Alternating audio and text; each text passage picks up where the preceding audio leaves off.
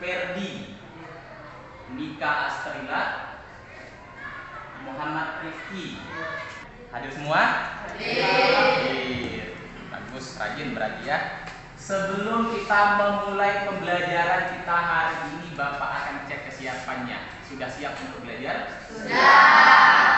Kalau itu buku yang tidak ada sangkut pautnya dengan pelajaran agama Islam, silahkan disimpan terlebih dahulu. Tidak ada lagi tas yang di atas meja atau alat tulis yang tidak diperlukan, silahkan disimpan. Sudah?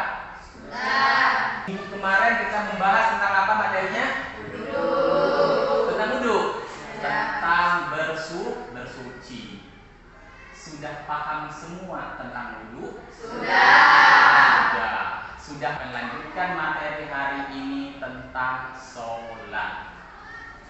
Pernah sholat?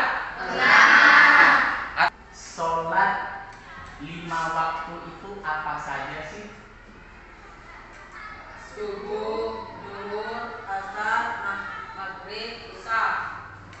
Apa yang kalian rasakan setelah kalian sholat? Adem, Damai kata Naisila. Ada yang lain? Senang, Siapa namanya? Delva. Kata Delva senang. Ada yang lain? tentram, Tentram. Kata Cynthia dan Putra tentram.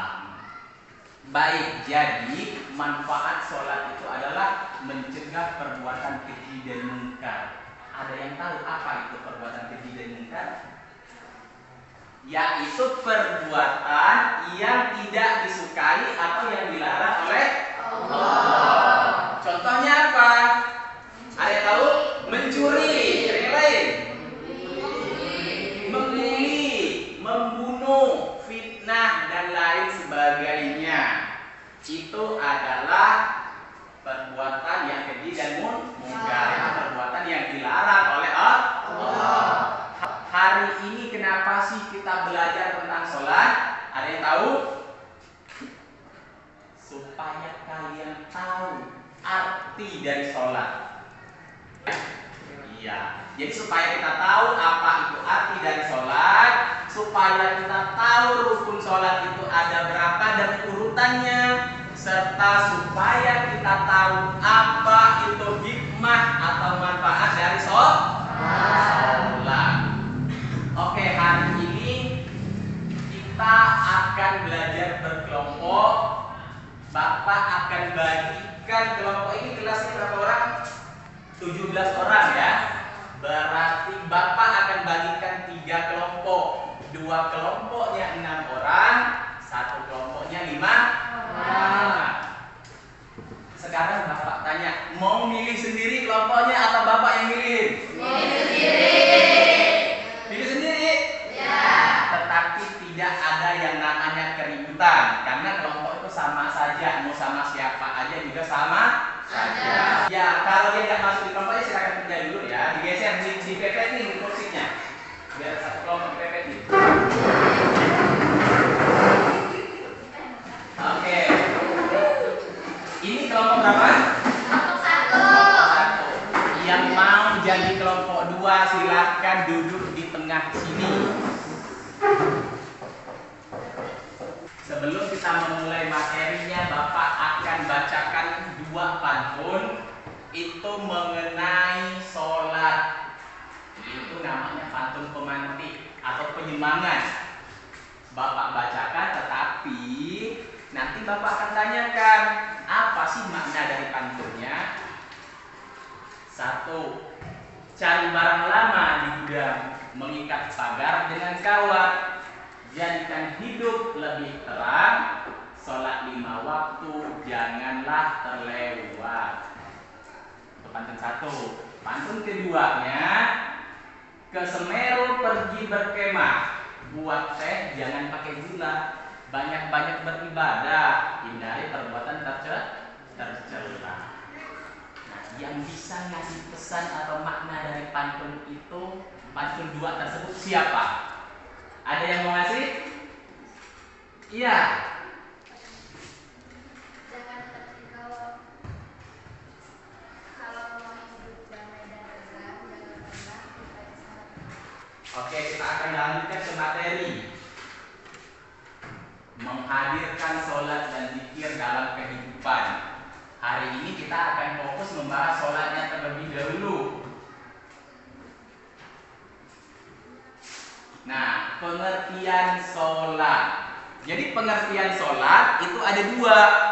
Pengertian sholat secara bahasa dan pengertian sholat secara istilah. Pengertian sholat secara bahasa adalah doa.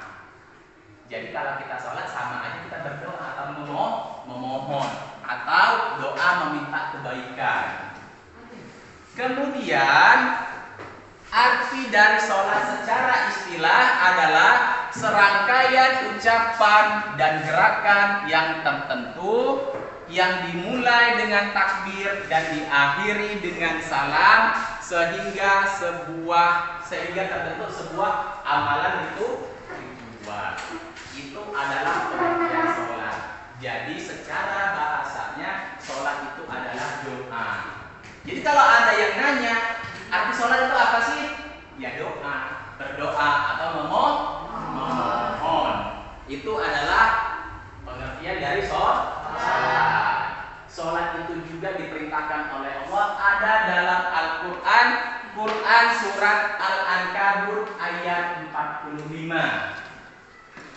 Bapak bacakan sebentar ya. Bismillahirrahmanirrahim. Utlu ma uhiya ilaika minal kitab wa aqimis sholat. Inna sholata tanha 'anil fahsya'i wal munkar wa la dzikrullahi akbar wallahu ya'lamu ma tasna'un.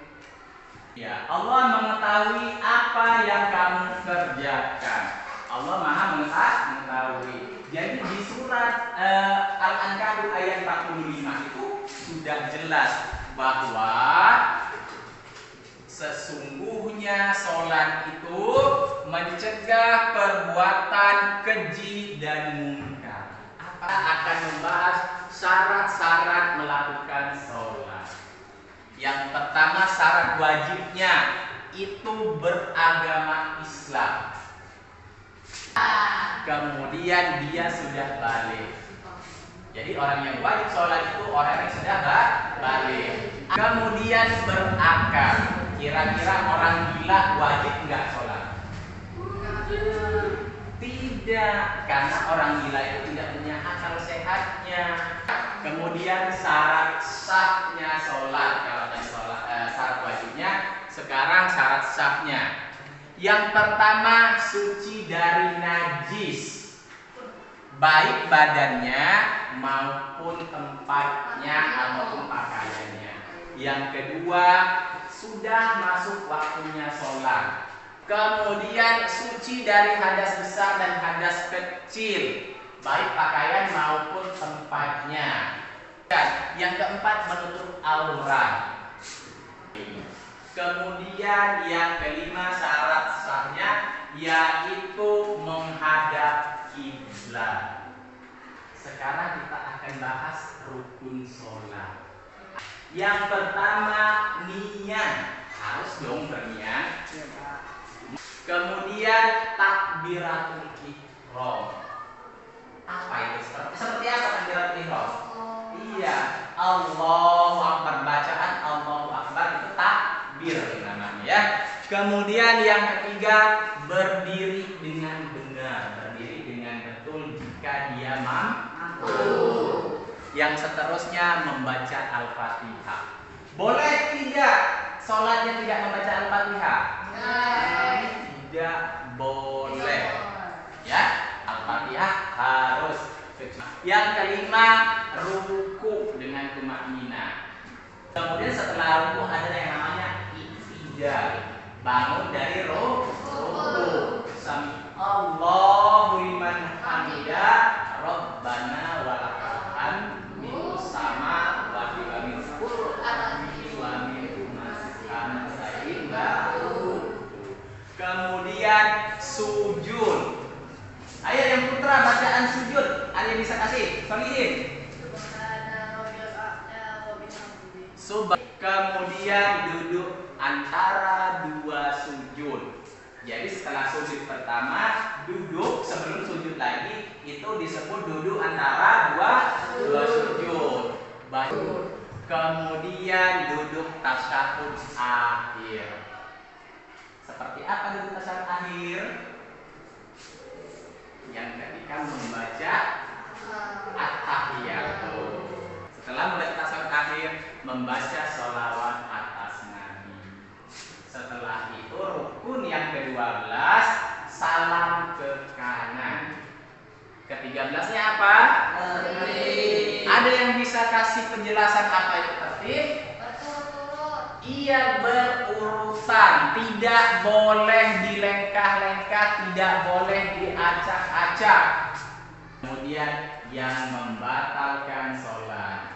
Satu, berbicara dengan sengaja.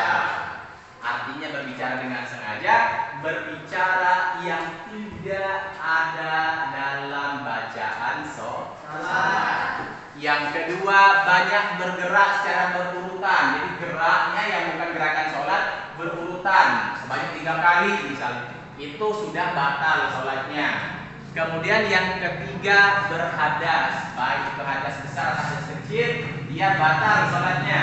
Ya. Kemudian yang keempat, keluar najis atau terkena najis, itu juga batal. Yang kelima, terbuka auratnya ketika dia sholat. Kemudian merubah niat, tiba-tiba dari sholat subuh dia rubah niatnya jadi sholat main. Nah, sah nggak itu? Enggak. Ya. Kemudian membelakangi kiblat, itu juga batal. Kalau kita sudah tahu pada kiblatnya, ya silakan hadap kiblat, jangan membelakangi kiblat. Makan dan minum. Nggak ada ceritanya sholat sambil makan, sambil hidup es dia, nggak ada, nggak boleh ya. Kemudian tertawa. Yang terakhirnya murtad. Apa yang murtad? Tidak beragama. Ayo, dia tidak beragama. Dan terus apa itu Ustaz? Ada yang kasih tahu? Ada yang bisa kasih tahu? Ada yang bisa kasih tahu apa itu murtad? Keluar dari agama Islam. Ya. Setelah kita membahas yang membatalkan sholat, kita akan membahas manfaat dan atau hikmah sholat. Apa saja manfaat atau hikmah sholat? Bapak akan kasihkan 4 penjelasan tentang manfaat atau hikmah sholat. Yang pertama, meningkatkan ketakwaan kepada Allah. Supaya kita lebih takwa kepada Allah, maka rajin-rajinlah sholat. Kemudian yang kedua, memberikan ketenangan dalam diri baik lahir maupun batin. Tadi sudah pintar tadi yang jawab.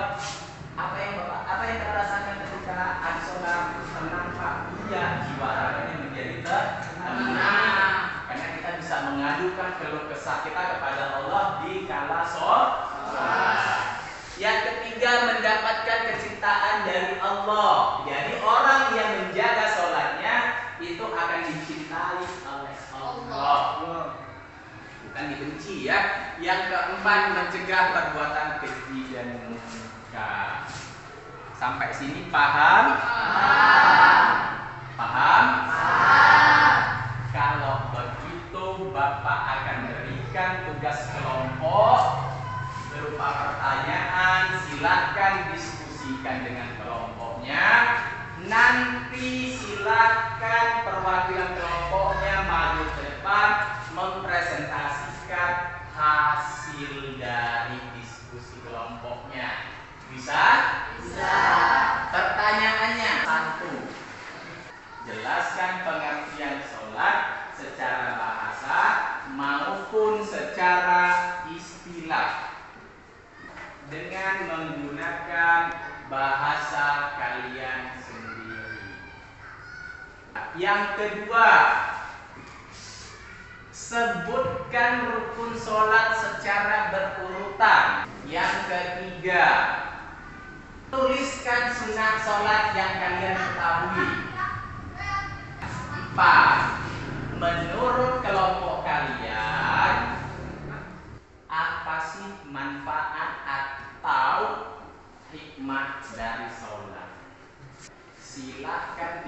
isikan jawabannya ke kelompoknya.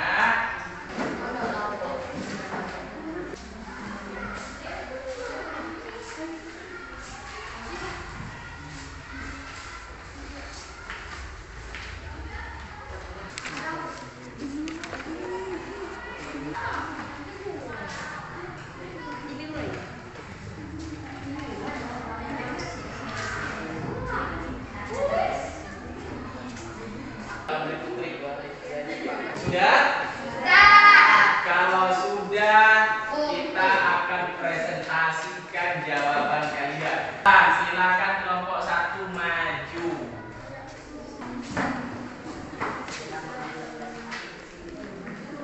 Baiklah, kami dari kelompok 2 akan mempresentasikan hasil jawaban kami. Menurut kelompok kami, pengertian sholat secara bahasa maupun secara istilah adalah: sholat secara istilah adalah salah satu kewajiban utama dalam Islam, dan melaksanakannya dengan benar dan khusyuk sangat penting bagi setiap muslim. Sholat merupakan sarana untuk beribadah kepada Allah, mengingatnya, dan memperkuat hubungan dengannya. Terus, yang kedua apa pertanyaannya? Sebutkan rukun sholat secara berurut. Rukun sholat secara berurutan adalah: 1. Niat, 2. Takbiratul ihram, 3. Berdiri bagi yang mampu, 4. Membaca surah Al-Fatihah, 5. Ruku, 6. I'tidal, 7. Sujud, 8. Berdiri di antara 2 sujud, 9. Duduk tasyahud akhir, 10. Membaca tasyahud akhir, 11. Membaca shalawat Nabi, 12. Salam, 13. Tertib. Sudah benar? Benar nggak kelompok 1, kelompok 3? Jawaban rukun sholatnya. Menurut kelompok kami, manfaat atau hikmah dari sholat adalah: 1. Dapat memberikan ketenangan dalam hati, 2. Agar terhindar dari perbuatan yang dilarang oleh Allah seperti berbohong, istri, dan sebaliknya, 4. Supaya mendapat pahala dan masuk surga. Sudah? Kasih 14 dulu buat kelompok. Ya? Keren ya? Oke, kalau presentasinya sudah, sekarang ada yang mau ditanyakan tentang materi? Tidak, sudah? Kalau gitu Bapak yang akan bertanya. Coba, apa itu pengertian sholat secara bahasa? Apa? Tunjukkannya hanya doa. Ya, Sokin. Doa atau ibadah. Terus manfaat sholat banyak tadi. Coba sebutkan apa? Dapat memberikan ketenangan. Dapat memberi kesenangan, kata si Adel. Apa lagi yang lain? Apa lagi? Ayo. Agar terhindar dari perbuatan yang dilarang oleh Allah. Iya, akan terhindar dari perbuatan keji dan mungkar atau perbuatan yang dilarang oleh Allah. Ayo lagi yang kasih jawaban. Iya. Dapat memberi rasa ketentraman. Iya, semuanya itu benar. Artinya paham semua ya? Paham. Jadi Bapak tanyakan sekarang atau Bapak minta kesimpulan pembelajaran hari ini. Ada yang bisa kasih Bapak kesimpulan kita? Ada? Coba apa kesimpulannya? Jadi, sholat itu adalah serangkaian ucapan dan gerakan berisi doa yang dimulai dengan takbir dan diakhiri dengan salam. Rukun sholat itu ada 13, selebihnya menjadi sunnah sholat dan harus berurutan. Nah, sedangkan manfaat sholat adalah: 1. Mencegah perbuatan keji dan mungkar, yaitu perbuatan yang dilarang oleh Allah. 2. Salat juga kunci masuk surga. 3. Salat itu tiang agama. Kalau salatnya kuat, maka agama kita juga akan kuat. Iya, itulah kesimpulan kita hari ini. Dari pengertian sholat, kemudian rukun sholat, manfaat sholat. Kalau sudah materi kita hari ini, Bapak akan kasih tugas untuk minggu depan. Silahkan tulis tugasnya. Buatlah sholat. Buatlah absensi sholat.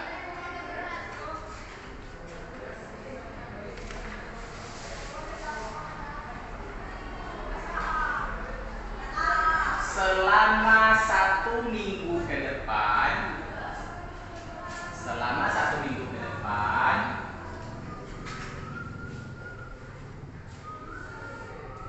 dan ditandatangani oleh orang tua,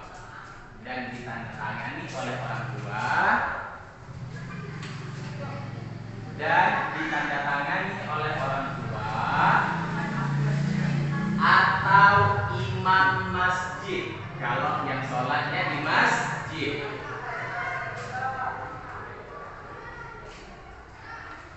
Paham maksudnya? Jadi karena minggu depan materi kita masih tentang sholat, tetapi sudah lanjut, tidak lagi tentang yang namanya pengertian, tidak lagi yang namanya rukun, tidak lagi yang namanya manfaat. Karena sudah paham semua, minggu depan kita akan lanjutkan materinya masih dengan sholat dan zikir setelah sholat. Baik, Bapak akan tanyakan sama kalian, pembelajaran hari ini menyenangkan atau tidak? Menyenangkan. Atau ada yang mau ngasih usul sebaiknya kita seperti apa sholatnya? Ya, Putri. Pak, sebaiknya minggu depan kita praktek sholat agar lebih baik, Pak. Nah, temannya memberikan usul, Pak, sebaiknya minggu depan kita praktekkan sholatnya langsung supaya kita lebih paham, Pak. Jadi bukan hanya hafal saja. Kayaknya seru kita praktek supaya Bapak tahu juga mana bacaan yang sudah tepat, mana yang belum tepat, mana orang yang benar-benar sudah bisa sholat dan mana yang pura-pura sudah bisa sholat. Setuju? Setuju. Untuk hari ini pelajarannya kita cukupkan sampai di sini. Mari kita sama-sama melafazkan hamdalah. Alhamdulillahirabbil alamin. Cukup sekian pemahaman kita hari ini. Bapak akhiri, wabillahi taufiq wal hidayah. Wassalamualaikum warahmatullahi